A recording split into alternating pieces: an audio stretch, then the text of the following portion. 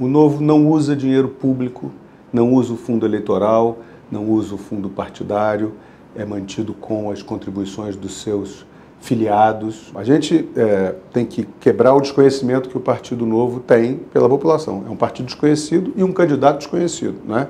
Marcelo Trindade, pré-candidato ao governo do estado do Rio de Janeiro pelo Partido Novo, é o nosso entrevistado de hoje.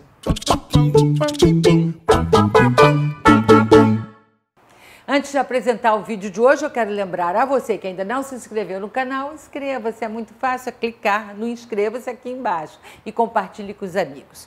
Marcelo Trindade tem 53 anos, é advogado, presidiu por mais de 5 anos a Comissão de Valores Mobiliários, CVM, e é professor de Direito na PUC. Marcelo Trindade é candidato ao governo do estado do Rio de Janeiro pelo Partido Novo e prega um estado menor na economia, com prioridade de investimentos nas áreas de saúde, educação e segurança pública. Vamos ver a entrevista. Marcelo Trindade, bom dia, obrigada por nos receber. Oi, Leila, bom dia, prazer meu enorme, obrigado pelo convite. Que bom. Marcelo, você tem 53 anos, é isso? Isso, faço 54 agora, em setembro. E é a primeira vez que você se candidata em uma eleição. A qualquer coisa menos orador da minha turma e perdi. Olha só. Bom, se tinha que perder, já gastou. Pronto, essa, né? E também já passou, tem 32 anos que eu me formei. Marcelo, e o que levou você a tomar essa decisão? Olha, um conjunto de fatores. Na verdade, em primeiro lugar, eu estava realizado profissionalmente, né? Tenho, como eu acabei de dizer, 32 anos de advocacia, 25 anos de professor da PUC, meu concurso foi em 93, uma história na profissão, fui presidente da CVM, antes disso fui diretor da CVM, da Comissão de Valores Mobiliários, há muitos anos, e me sentindo realizado na minha vida privada e na minha participação na vida pública. E, por outro lado, um cidadão do estado do Rio de Janeiro, que acho que todos nós, vendo o que aconteceu com o nosso estado ao longo desses últimos muitos anos, né, mas especialmente nos últimos 10, 15 anos, foi ficando intolerante à permanência desse estado de coisas, né? Então esse, vamos dizer, senso de dever e a percepção de que do ponto de vista privado eu já tinha alcançado tudo que eu poderia buscar e que agora então o que me restava como realização era servir de novo ao meu país e ao meu estado, é que me motivou. Foi a maior motivação. Sem dúvida, sem dúvida. Não é? Agora, você é do Partido Novo. Isso. Né? O que, de novo, o Partido Novo tem a oferecer ao eleitor?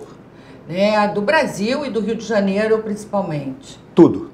Tudo de novo? O Novo é novo em tudo. O Novo não usa dinheiro público, não usa o fundo eleitoral, não usa o fundo partidário, é mantido com as contribuições dos seus filiados, né, que já são 21 mil filiados, que contribuem mensalmente para o partido e fazem com que o partido arque com as suas despesas. Quantos mil 21 filiados? mil. 21 mil Isso, filiados. e crescendo. E o que a gente sempre diz, Leila, é que é um partido, como ele é mantido com recursos dos seus filiados, ele é um partido muito controlado. Se o partido der errado, se os políticos que o partido eleger começarem a trair os valores do partido, não é? Todas as coisas novas que o partido defende e que, na verdade, deviam ser a prática normal da política, mas são novas porque o Brasil ficou muito velho na política, que se isso acontecer, os próprios filiados param de pagar as suas contribuições e o partido acaba. Então, é um partido sob controle permanente da sua efetividade e da sua capacidade de realizar os propósitos a que ele deve servir. Mas quais são as propostas novas do partido? Então, o partido basicamente propõe, primeiro, que o Estado se concentre naquilo que ele deve fazer. Na visão do Partido Novo, o Estado se perdeu fazendo muitas coisas que ele não sabe fazer bem, não servindo a população, e se perdeu exatamente porque essas várias coisas que o Estado não sabe fazer, ele faz apenas para poder ter instrumento de barganha política, instrumento de troca com pessoas que se ocuparam do ambiente público, do ambiente do Estado. Então, o partido entende que o governo, o Estado, deve se concentrar em segurança, em educação, em saúde e em qualidade dos serviços públicos prestados ao cidadão. Muito bem. Agora, para sair do estado de penúria, né, em que o Rio de Janeiro se encontra, é preciso promover um desenvolvimento econômico assim radical. É preciso fazer as duas coisas. Para ter dinheiro para isso, para investir na área de saúde, por exemplo, o Estado não tem cumprido o mínimo previsto em lei, né, de investimentos, desde 2014. Então, mas vamos voltar lá para esse desenvolvimento econômico, né, por onde passaria. O Partido Novo se propõe a investir nesse quesito básico do problema do Estado do Rio de Janeiro? Principalmente, isso na verdade é uma consequência da primeira parte que eu falei. No momento em que você traz o Estado para o tamanho que ele deve ser e focado em fazer as coisas que ele tem que fazer, como saúde, por exemplo, com qualidade, porque não basta fazer, tem que fazer bem feito, com efetividade, com boa gestão. No momento em que você traz o Estado para fazer isto, você libera espaço no próprio Estado para a iniciativa privada.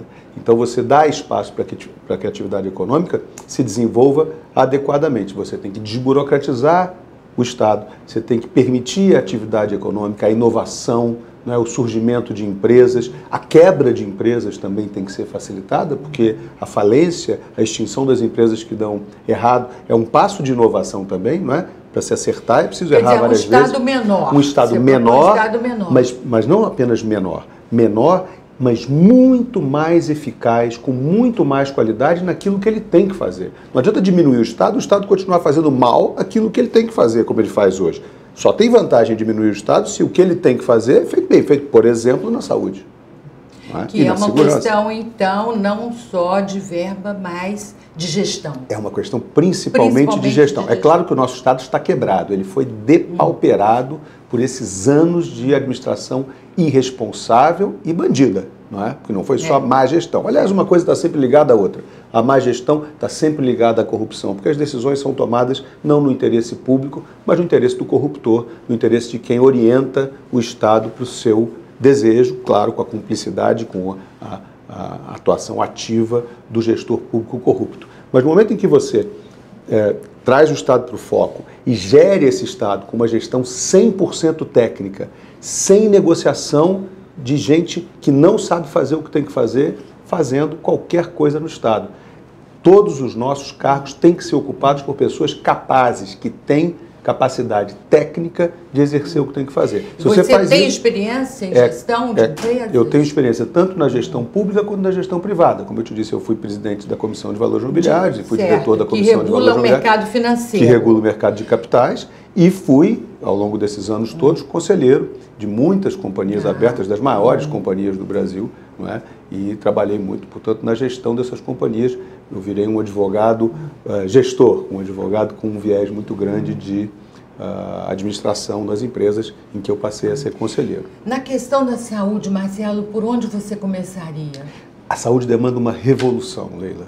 A gente precisa fazer uma revolução tecnológica, uma revolução digital na saúde. É um absurdo que nós tenhamos à nossa disposição toda a tecnologia que a gente tem e que as pessoas penem, né, nas filas, penem sendo mandadas de um lugar para o outro, que os seus exames fiquem vencidos, porque quando elas chegam para fazer a cirurgia já passou tanto tempo que o exame está vencido e aí ela não faz a cirurgia porque tem que fazer outro exame. É um absurdo completo que em pleno século XXI a gente não tire benefício. Então, na nossa visão, cada cidadão do Estado do Rio de Janeiro tem que ter o seu passaporte de saúde digital no seu celular. E tem que saber, essa informação tem que estar completa ali, de modo que quando ele chega ao médico, o médico possa ver qual é o histórico daquele paciente, possa saber o que ele teve, o que ele tem agora e possa conduzi-lo adequadamente. Mas isso vai demorar um tempo, isso né? Vai demorar, agora, assim, isso vai demorar relativamente pouco tempo. Porque o atendimento hoje de saúde do Rio de Janeiro é criminoso. Então, para A isso... gente tem visto, né? As pessoas morrem porque o médico diz, não vou atender, tem muita gente para atender, não é o caso, não fez ficha. Então, eu acho que talvez antes precise um outro tipo de choque, que seria não é de gestão, mas seria assim, mobilizar. Isso é gestão. Isso é gestão. Mobilizar as pessoas para um atendimento consequente, responsável. Perfeito o seu ponto. Gestão não é só de equipamentos, não é? De recursos materiais. Gestão também é de pessoas. A gente precisa treinar as pessoas, médicos, enfermeiros, agentes de saúde, a atenderem. aquilo é um serviço como outro qualquer e as pessoas precisam ser bem atendidas, é preciso prestar atenção a elas. O que quer dizer atender? Atender quer dizer prestar atenção. E os agentes de saúde, as pessoas que trabalham na saúde, muitas vezes não prestam atenção no paciente com quem eles estão lidando. Como é que nós vamos fazer isso? Qual é a ideia em relação a isso? A ideia é dividir o Estado em áreas de atenção, em áreas de atendimento. Essas áreas, todas elas terão um hospital de referência central, que já existem, os hospitais já existem, serão hospitais de referência central, e todo o serviço será, naquela zona de atendimento, referenciado a este hospital de referência, não é? Sem prejuízo, naturalmente, dos hospitais especializados que estarão espalhados pelo Estado, onde as pessoas que necessitem de atendimento especializado vão recorrer. Esses hospitais de referência, por sua vez, são circundados por todo o atendimento primário e secundário na saúde. O atendimento básico, o atendimento de acompanhamento do agente da saúde de família, e esse atendimento, especialmente para as pessoas mais velhas, é muito importante. A gente pode ter facilmente no celular dessas pessoas, todas, Leila, as pessoas, tem mais celular do que gente no Brasil. A gente não pode perder essa oportunidade. A gente pode ter no celular dessas pessoas os cuidados de autoatendimento, hora do seu remédio. Não deixe de vir... Não deixe de vir... que é contra a privatização, né? Eu acho engraçado, porque o que foi a privatização da telefonia no Brasil foi uma coisa assim que mudou o Brasil radicalmente. Radicalmente. É? E é o tal negócio. Isso não quer dizer que a gente não tenha problemas na telefonia. Então, mas privatizar, você tem empresas que você já pensa em privatizar? Bom, nós já temos a obrigação contratual, está no nosso plano de recuperação fiscal. Não vamos esquecer que o Rio está em plano de recuperação fiscal, antigamente se chamava concordata, né? Os mais velhos vão se lembrar. Então, nós estamos em concordata, nós já confessamos que não temos como pagar as nossas dívidas, estamos sem pagar as nossas dívidas para a União até 2023. E temos várias obrigações em contrapartida a isso. Uma delas é a vender a SEDAI. Então a SEDAI, evidentemente, tem que ser privatizada. Tem que ser privatizada com cuidado. O que isso quer dizer? Pelo melhor valor possível, mas não só pelo melhor valor possível. De modo que quem compre a SEDAI, de fato, faça a universalização do saneamento no nosso Estado. O que acontece no saneamento básico no Rio de Janeiro é uma vergonha. Nós temos 50% só dos domicílios atendidos com saneamento. E, pior, a esse saneamento defeituoso corresponde uma perda de faturamento da água. A SEDAI só consegue cobrar metade da água que ela produz, que ela trata. Só metade ela consegue cobrar. Então a SEDAI precisa ser privatizada, é o primeiríssimo exemplo de privatização, mas junto com isso, o dever de casa, o ônus para quem comprar, de fazer o saneamento do nosso Estado. Hoje, com o que a SEDAI investe hoje, por ano, que são 250 milhões, com este recurso, nós demoraremos mais de 100 anos para universalizar o saneamento no Rio de Janeiro, que custa uma coisa parecida com 30 bilhões de reais. Então a gente precisa resolver este problema, usar a privatização da SEDAI para isso. Agora, uma vez eleito, você contaria com que apoio e se é necessário um apoio na Assembleia Legislativa para não emperrar esse processo? No caso da privatização da SEDAI, por sorte, ele já está aprovado, já há uma lei aprovada. Não tem como voltar atrás. Arrastar isso. Não deveria pelo menos ter como, né? Será certamente a pior coisa para o Estado possível. Mas é claro que o desafio de ter uma LERJ que coopere no sentido de resolver os problemas do Estado é um desafio, no caso do Rio de Janeiro, inegável. E simplesmente porque o nosso histórico é muito ruim. A gente não tem secretário, não tem só o governador preso, não tem só secretário de saúde preso, ou secretário de obras do município do Rio de Janeiro preso. Não é só. A gente também tem o presidente da LERJ, o secretário-geral da LERJ. Então é claro que a gente precisa também reformar a LERJ. As pessoas precisam votar sabendo que este pacote tem que ser um pacote de renovação completo. Mas além disso, claro, é preciso contar com os deputados do Estado, com os deputados estaduais da próxima legislatura, no apoio à salvação do Estado do Rio de Janeiro. Porque eu fico pensando isso, né? Qualquer que seja o governador eleito, né? E é muito importante aqui para o público saber como ele vai lidar com essas dificuldades, né? Como vai chegar lá para não fazer barganhas, né? Para não acontecer mais troca de cargos, né? Por facilidades e tal. Você sabe que a gente se acostumou com isso. Porque é isso que aí a gestão acaba, né? Vai para o vinagre. Totalmente. A gente se acostumou com isso. Na verdade, isso começa antes da eleição. A gente viu nessas últimas 2 semanas os candidatos ao governo do Estado trocando apoios por tempo de televisão. O tempo de televisão vira tudo, e em troca do tempo de televisão de hoje, promete-se o Estado de amanhã. Não é? Aceita-se transferir uma secretaria. Marcelo, você agora, tem essa pouquíssimo gestão, tempo de televisão. quase nenhum. Não vai usar e o Enéas já recursos morreu. públicos. E o Enéas já morreu. Ou seja, não posso nem pegar um coaching, um media training com o Enéas. E não vai usar recursos públicos do fundo de partidário, do fundo partidário. Então, vem da onde o financiamento da sua campanha? Deixa eu te responder antes a questão da LERJ, só esse pontinho já entra no financiamento. Então, a questão da LERJ é que nós nos acostumamos com a barganha política de baixa qualidade, não é? Porque quem não tem moral, quem já se corrompeu ou pretende se corromper, quer fazer a barganha e pronto. Mas nós temos a história da política, é a história da negociação, e isso inclui, evidentemente, a indicação de pessoas para ocupar posições. Pessoas de bem e qualificadas. Então nós já tivemos governos no Brasil em que houve negociação política e as pessoas que foram indicadas para o governo foram muitas vezes os melhores ministros desses governos. Primeiro, o governo Fernando Henrique tinha muita gente que não era do PSDB e foram ótimos ministros, indicados numa barganha política, numa negociação política correta, moral, séria, ética. Agora, você não pode dizer o seguinte... eu queria te indicar o secretário de Cultura, governador, porque eu tenho muita atenção por essa área. Pois não, deputado, presidente do partido tal, quem o senhor me indica? Eu indico um bombeiro. Mas como um bombeiro? Um bombeiro para a Secretaria de Cultura? Não estamos aceitando bombeiros para a Secretaria de Cultura. Então, agora, se você negocia politicamente de maneira improba, aí não há solução. Aí, evidentemente, eu aceito qualquer um. Então, não vamos confundir negociação política, ouvidos abertos para sugestões de gente boa, com bandidagem, com barganha da pior qualidade, que é o que a gente está acostumado. Financiamento de campanha.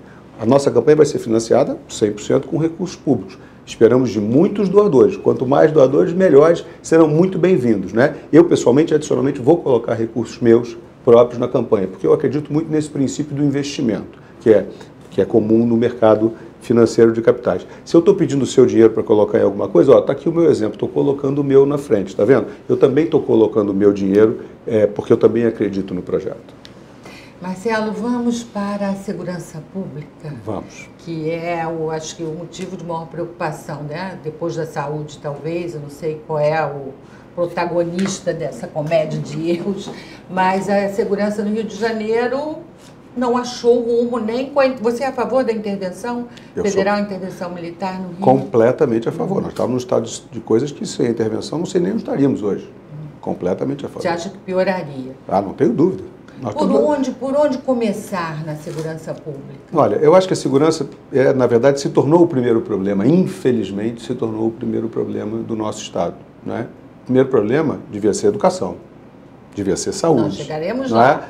Mas o primeiro problema virou segurança, porque nós não temos como trabalhar, não temos como atrair investimento, não temos como ir ao hospital, não temos como ir à escola com o nível de insegurança que hoje a população vive. Então, a insegurança atual no Rio de Janeiro é completamente perturbadora da atividade econômica e do dia a dia das pessoas. É preciso enfrentar isso com muita energia. Mais uma vez, voltamos à questão do exemplo, ao ponto do exemplo. Se eu tenho um governador corrupto, preso, não é?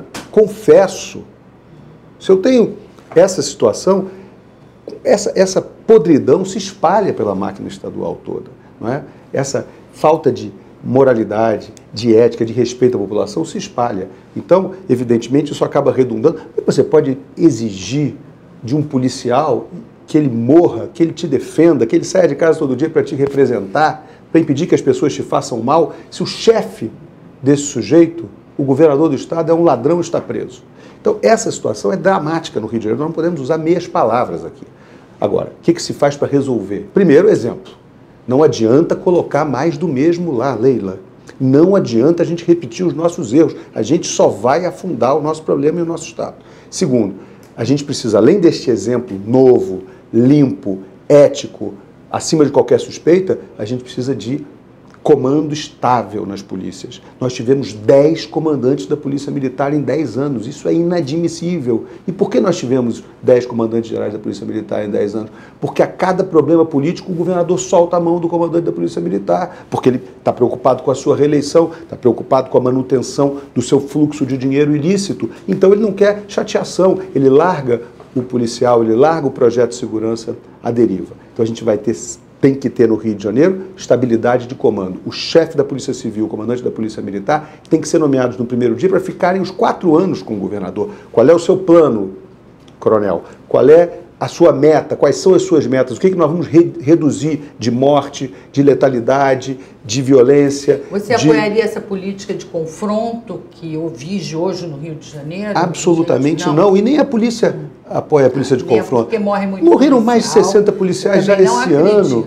Meu Deus, isso é dramático. Quer dizer, mesmo com esse governo corrupto, 60 pessoas deram a sua vida por nós, com essa chefia bandida que acompanha há anos esse Estado. Então, e os policiais civis que trabalham nas piores condições, que não conseguem investigar porque não têm os mínimos elementos de tecnologia para investigar, e tecnologia é tão barato, Leila. É tão barato, e essas pessoas não deixam de trabalhar, vocações puras que estão lá a serviço do Estado, acachapadas por essa situação dramática que nós vivemos, no exemplo que vem de cima, no mau exemplo, no mau comando, na falta de estabilidade. Então nós precisamos dar estabilidade a essas duas polícias e dizer, as suas metas estão aqui, tratem de cumpri-las. Que elementos, o que vocês precisam para fazer isto? Ok, vamos prover o que vocês precisam, atinjam as suas metas. E quando a bandidagem reagir, quando vocês forem sabotados pela política de tolerância zero que vocês vão ter que aplicar contra a má conduta policial, porque é claro que tem uma banda podre que precisa ser enfrentada, que está ligada ao crime organizado, que está ligada às milícias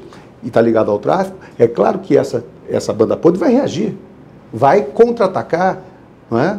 Veja o que aconteceu com a Marielle. Hoje está muito claro que foi um contra-ataque, não é, àquela pessoa que estava chegando, atacando a ferida, né, atingindo o problema. Então, vai haver muito contra-ataque e é preciso que a gente fique junto com os nossos policiais, que a gente garanta estabilidade ao plano, que vai ser um plano, não é uma atuação atabalhoada em que você entra numa comunidade atirando sem pensar no que está fazendo.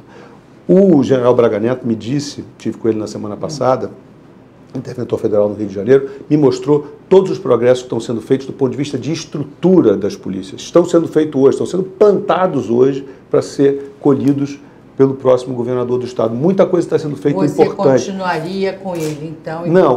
A intervenção termina no dia 30. Termina no 31 de dezembro. Não é viável manter a intervenção por várias razões, mas uma razão política primordial. O novo presidente da República vai ter que fazer muitas emendas constitucionais. Espera-se que ele faça, porque o Brasil precisa dessas emendas constitucionais, precisa reformar a Previdência, precisa reformar o sistema tributário, precisa reformar o sistema político, não é? Então, muitas coisas precisam ser feitas. Nenhum presidente aceitará entrar de mãos atadas no primeiro dia do seu mandato. E por que eu estou dizendo isso? Porque, enquanto há uma intervenção federal, nenhuma emenda constitucional pode ser apreciada pelo Congresso Nacional. De sorte que é claro que essa intervenção não tem capacidade de permanência. O que não quer dizer que a gente não possa manter os recursos da intervenção, humanos e materiais, à disposição do Estado. O general Braga Neto me disse que ele acha que um decreto de GLO, de garantia da lei e da ordem, como houve antes da intervenção, nós estávamos em regime de GLO, que um decreto que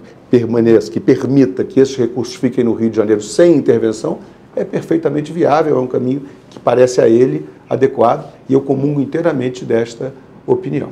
Muito bem, vamos lá para a educação, então, Marcelo, que o maior problema, eu acho, da educação no Rio de Janeiro, que o Estado é responsável pelo ensino médio, né, é a evasão escolar. Sem dúvida. Porque a gente sabe, inclusive, que as crianças hoje, o jovem está indo cada vez mais cedo, ele está ingressando, né, no crime, e isso e já se sabe que existe uma conexão direta com a evasão escolar. Isso aí, já todos os institutos de pesquisa já fizeram esse levantamento. Como fazer essa escola mais interessante para o jovem? Dar uma perspectiva de futuro, porque ninguém quer morrer cedo, né? Claro. Não. Né? E o jovem que ingressa no crime sabe que vai morrer cedo, trabalha também muito. Quer dizer, não é pelas condições, é por uma perspectiva de futuro. Claro. E ele fica focado no consumo imediato. Claro. Né? Esse é o último retrato que se tem dos institutos Até porque que estudam isso. Até porque se você não tem perspectiva de futuro, você só cuida do presente. Né? Todos nós somos assim, aliás. Né? Não são só os jovens. O seu diagnóstico é absolutamente perfeito. Né?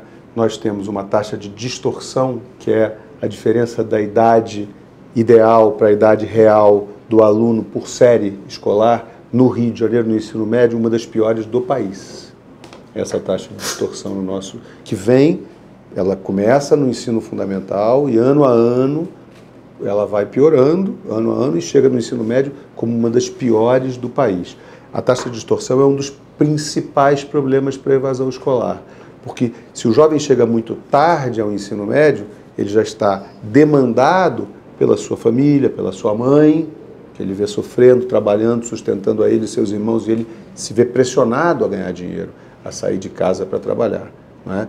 Se der tudo certo, ele vai sair de casa para trabalhar num trabalho provavelmente informal, mas não vai ser crime. Se der tudo errado, vai ser crime. Mas os dois cenários são horríveis, porque ele não está se preparando nem se qualificando para o futuro da sua vida. Ele está tratando do presente, da emergência, da dor da mãe que ele vê trabalhar mais horas do que devia para sustentar ele e seus irmãos. Então, essa taxa de distorção é muito importante, não é, que a gente consiga reduzir. Mas mais do que reduzir, além de reduzir, a gente tem que olhar esses jovens que chegam mais tarde e que são o maior índice de evasão e dar um tratamento especial para esse jovem. O que a gente faz com os nossos filhos se eles estão com um problema? A gente ajuda, a gente apoia.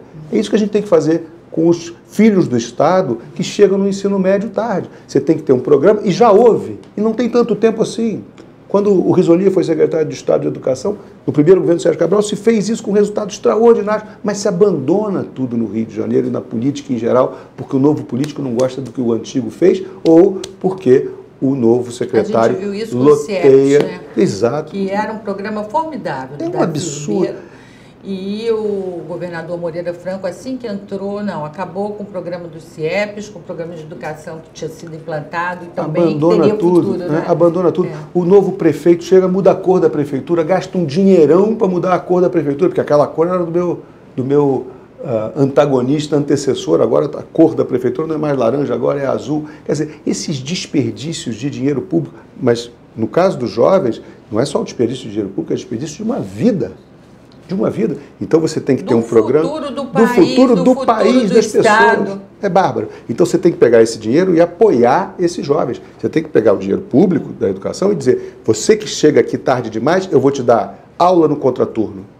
E eu vou te premiar. Havia um programa aqui na Secretaria de Estado de poupança educacional. A cada ano em que o aluno passava de ano, esse aluno que estava na distorção, ele ganhava um depósito numa poupança, que ao final do terceiro ano do ensino médio, quando ele se formava, ele podia levantar e ganhava um bônus se tivesse uma nota boa no Enem. É isso que a gente tem que fazer, gente. A gente tem que estimular os nossos jovens. Agora, também tem que dar condições mínimas para a escola.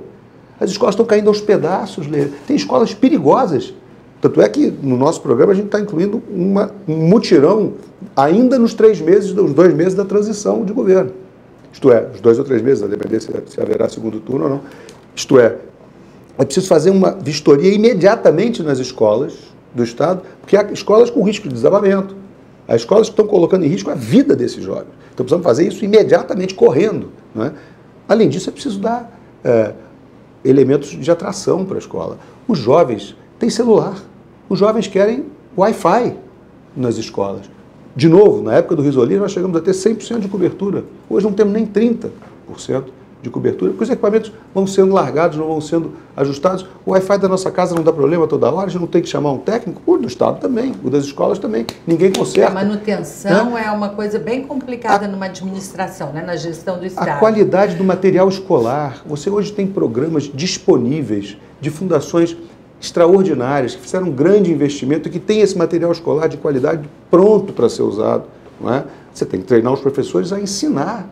Os professores hoje são formados, estudam um pouquinho como ensinar e muito teoria da educação. Mas não é disso que a gente precisa. Eu sou professor há 25 anos e eu sei o que os meus alunos precisam de estímulo, precisam de alguém que saiba me ensinar. O Código Civil está lá. Eles vão consultar. Está disposto a trabalhar, né, Marcelo? Tem que estar disposto a trabalhar, né? Porque é muito trabalho. Isso eu sempre tive, eu trabalho desde 16 anos.